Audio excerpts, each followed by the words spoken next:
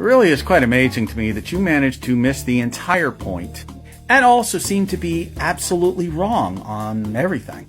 Your entire response right here is what is known as a Goebbels doctrine fallacy, which is made famous by the Nazi propaganda minister Joseph Goebbels, who once famously said that you should always accuse your opponents of crimes for which you yourself are guilty. I'm going to let you in on a little secret there, dude. Anytime you use the phrase Biden crime family, sane, rational, grown-ass adults immediately disregard everything you have to say as the rantings and ravings of a deluded member of the Cult 45.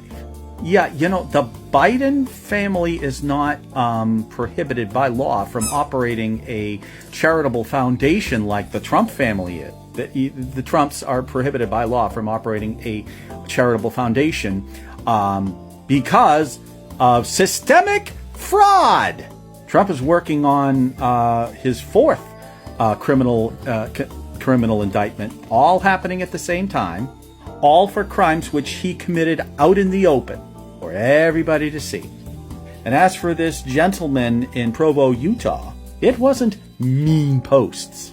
He made death threats, and not just against the president, but the vice president, the attorney general, Merrick Garland, various judges and prosecutors on both the federal and state levels who dared to hold Trumputin Tiny Hands, a treason-flavored Cheeto, accountable for his many well-documented crimes. And as I pointed out, death threats and threats of violence are not protected speech under the First Amendment. They are, in fact, crimes in all 50 states. And on the federal level, they showed up to his house with an arrest warrant. What was that y'all were always saying, you know, during the BLM protest? Well, if you comply, then you won't die. Maybe he should have complied. Just saying. He'd still be alive and he'd probably be out on bail right now if he hadn't decided to started pointing his guns at cops. He's not a victim here. He's a criminal who played a stupid game and won a stupid prize.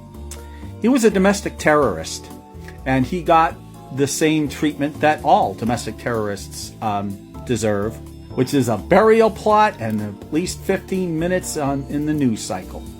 Have the day you deserve. Well, not here. You're dismissed.